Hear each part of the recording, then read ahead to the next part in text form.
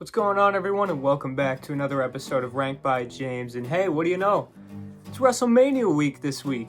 Editor, also known as myself. Did we get this video out on time for WrestleMania?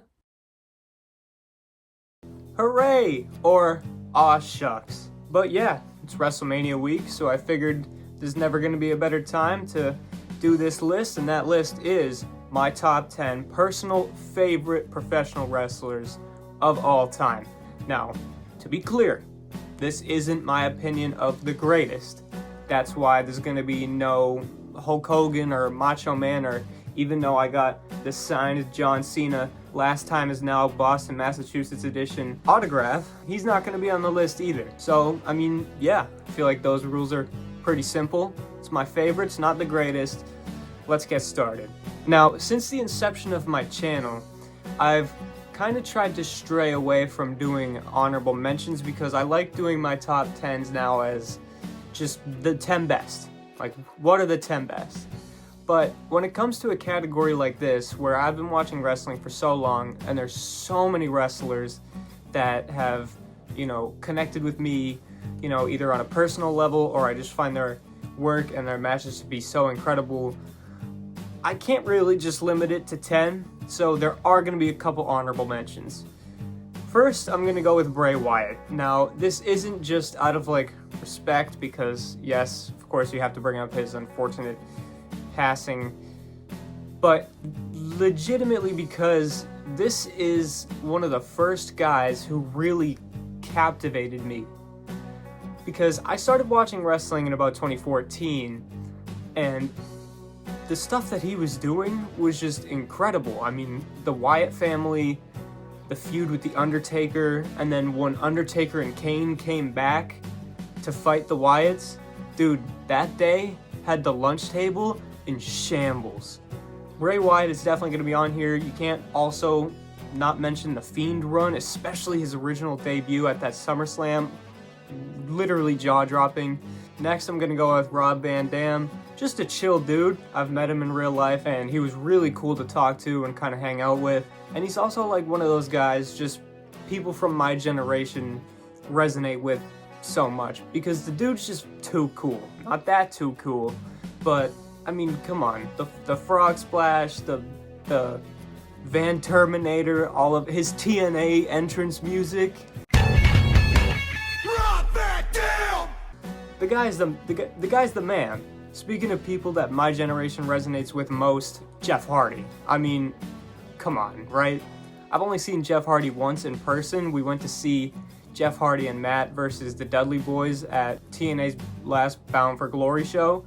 And when Jeff Hardy came out, dude, the place exploded. And that's for a reason. It's because Jeff is an absolute legend. Then I gotta go with Kane, but not all versions of Kane. I'm talking prime Kane, like OG, debut, that's gotta be Kane, that version. The unmasked version is cool, for show and all that, but it started to get a little bit weird when he started feuding with, Lita and having her baby, and then have Snitsky kill the baby, and then all of a sudden he has a girlfriend that Triple H, did what he did with her corpse. It just got all weird. So I'm going with OG Kane, and finally for the honorable mentions, I gotta go with Mr. Perfect. I mean, dude, the skits are so funny, and it's such a good gimmick. Just a dude who's literally perfect at everything and can't do anything wrong. He's that guy. He comes out, spits the gum into the crowd. Everything he does is perfect. He's a perfect wrestler, He's called Mr. Perfect for a reason. And he's gonna be my final honorable mention. Starting with the top 10 now, given my honorable mentions, this one might throw a few people off. And my number 10 pick is Adam Cole.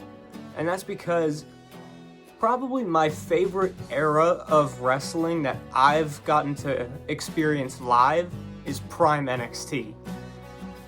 Since I've started watching wrestling, there is nothing like Prime NXT, and Adam Cole was, in my opinion, the guy who took it to another level. I could have put Johnny Gargano or Tommaso Ciampa or Aleister Black on this list, but Adam Cole was he was my favorite. You know, the first NXT show I watched was the show where he opened it. It was that incredible ladder match that also included like Lars Sullivan and Velveteen Dream. The ladder match where all of the dudes except for him got canceled. Incredible match. He wins and then has an awesome run. He has that match with Ricochet where he super kicks him out of midair, and then he comes to AEW in an incredible debut. That was another insane moment on an insane show. Adam Cole, it sucks what happened to him. He might be retired, which really sucks to say, but his career, especially in NXT, was just so unbelievable. He had such a cool gimmick and the character as the leader of the Undisputed Era. He was the man. At number 9 is Jake the Snake Roberts. Now this is a straight up scary dude. Like, you'll notice that there's a couple of people on this list that are just scary dudes, but this guy is a scary dude for a different reason. And that's because he was so different from everyone else. You know, this was the era of the crazy, over-the-top, over-accentuated promos, you know, with Hulk Hogan and Ultimate Warrior and Randy Savage, but then there was Jake the Snake. You know, everyone, when they talk about Jake the Snake, they talk about his promos and how he might be the best promo in wrestling history. And he probably might have the best finisher. I mean, his DDT, dude, was lethal. Absolutely lethal. A guy who, when he came out, was just so cool, had such great entrance music, and the snake gimmick, dude, incredible. One of the best gimmicks of all time. When that snake bit the Macho Man, legendary moments, legendary stuff right there, and it's a shame that the dude never won a championship in a major company either. I mean, he's one of the all-time greats. At number 8, we've got another guy that my generation, I think, would appreciate me putting on this list, and that's AJ Styles. I mean, what an incredible professional wrestler. This guy, he changed the game. Like, his TNA run was absolutely incredible. He had a good 10 years there or something like that, and he was pretty much the best thing on the show for all 10. And then he goes over to New Japan and does the same thing there for a couple more years, and then he comes to WWE and has a good 10-year run there, and again is one of the best things consistently on the show. A 2-time WWE champion, multiple-time TNA champion, multiple-time, I think, IWGP champion. The dude is an absolute legend, and I think his retirement was kind of lame, but I'm glad that they're putting him in the Hall of Fame so quickly because he absolutely deserves it. At number 7, we might not have John Cena, we might not have Hulk Hogan, but we do have Stone Cold Steve Austin. I mean, what an absolute badass, right? You can't not have Stone Cold on this list. No matter how old you are, no matter what era you grew up in, Stone Cold is the man. Everything he did was so good. So much of his stuff was just so funny too, like the Booker T segments when he's chasing him around in the shopping mart and the church and the bingo hall. Was that stuff, even though I wasn't alive for it, when I look back on it and, you know, watch those views, has me dying. The Stone Cold Stunner, the entrance music, his entrance was so badass. His entrance was basically the WWE equivalent to like a Mike Tyson entrance. Like, he comes out, no nonsense, he's just got just black trunks, black boots, and the knee braces, and he just means business. It's awesome. His matches with The Rock, his matches with Triple H, his matches with Bret Hart especially. I mean, what a legend. There's nothing more that can be said about Stone Cold Steve Austin that hasn't been said already, and he's gonna make the list. At number 6, we've got Rowdy Roddy Piper. In my opinion, this is my favorite talker of all time. I mean, he was just so mean and so ruthless. Like, this is the guy who, back in the 80s when they were bringing in all the celebrities and doing it right, literally came out and kicked Cyndi Lauper. Like, how can you get more of a heel than that? A total legend. Another guy who got completely screwed by not winning any real major championships when he really absolutely should have. But he did main event WrestleMania the first one, so that's a pretty cool accomplishment for him. Piper's Pit with Jimmy Snuka, so many memorable moments with Roddy Piper, and even like whenever he would come back in like the 2000s and stuff, was still on top of his game. Maybe not physically, but he could still do the gimmick so well. Roddy Piper was such a great character, such a great talker. He was just the best. Well, one of them. At number 5, we've got Shawn Michaels. Now, I'm not gonna lie, if I was gonna do this list about 5 years ago, maybe a little bit more, Shawn Michaels probably would have been number 1. But I met him, and he was kind of an asshole. I mean, a lot of that stuff about him being, born again and how he's such a really great guy, it's a little bit overblown. But I'd be lying if I said that took away from him being such an incredible professional wrestler. I mean, he's one of those guys who most people who had a match with him will say that he was their best match. You know what I mean? Like, he's just that great. So much about him is iconic. I mean, the sweet chin music, he has the best super kick of all time, and I don't think that'll ever be topped. Even though that there's so many people doing super kicks right now, Shawn Michaels is number 1. He's probably got the best, wrestler entrance pose of all time, when he, shifts to a knee and does the flex. I mean, legendary stuff right there. His matches with Razor, his matches with Undertaker, his matches with Bret, his matches with Triple H, I can go on and on and on. Shawn Michaels is the man, and despite how he might be as a human being, that doesn't take away from how great of a wrestler he is, so he's gonna make the list. At number 4 is gonna be The Undertaker. Now, I'm gonna make a statement here that might seem kind of weird. Hear me out now. I think that The Undertaker is very underrated. I mean, when you talk about, who's the greatest of all time, the names that usually come up are Hulk Hogan, John Cena, Stone Cold Steve Austin, guys who defined their era. Undertaker doesn't really come up in conversations very often because he doesn't really define a single era. He defines 4 of them. The guy wrestled from the 1980s to the 2020s and was consistently killing it pretty much every time. I know he did kind of start to fall off a little bit towards the end there, with his stuff like Goldberg and the DX match, which we don't need to mention that stuff. But I mean, his longevity when he started from the 90s when he debuted as that kind of zombie character, which absolutely should not have worked, but he pulled it off so well, to then he goes into the ministry gimmick, which is my personal favorite because that's, in my opinion, when he's legitimately scary. That's the scariest Undertaker to me. And he's having the cell match with Shawn Michaels. He's going up against Stone Cold Steve Austin. And of course the storyline with Kane. I mean, one of the greatest storylines in the history of professional wrestling, really. Then you get to the American Badass, which some people like more than others, but he was still having pretty good matches during that time. And then you get to what I think is prime, wrestler Undertaker, where he was consistently going out and having match of the night, even though he was in his 40s. That's when you get his WrestleMania matches with Shawn Michaels and stuff like that.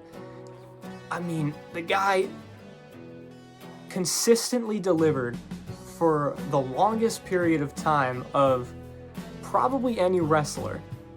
People think of the longevity of Ric Flair and stuff, but really when you look at it, there was a good 10 years towards the end of Ric Flair's career where he was not the Ric Flair of old. Undertaker did have 1 or 2 missteps, but for the most part, he was still killing it from the beginning of his career to the end, which you gotta commend him for. And he's such a legend, and he has to make my list.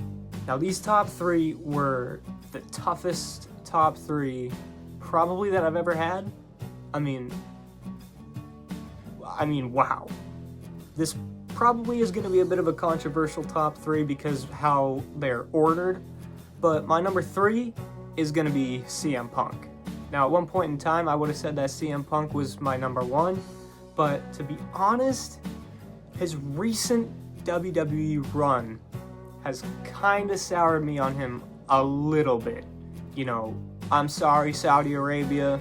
Him cutting that pipe bomb a couple weeks ago while wearing WWE branded merch. You know, the Pat McAfee story kind of sucks, but I will say, he did have a point when he pointed that out, didn't he?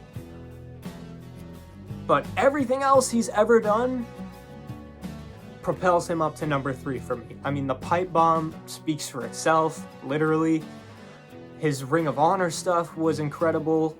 His entrances have always been fantastic. He's a guy who knows how to present himself. All 3 of his main theme songs, This Fire Burns, Cult of Personality, and his indie one, which I can never say right, so I'm not going to attempt.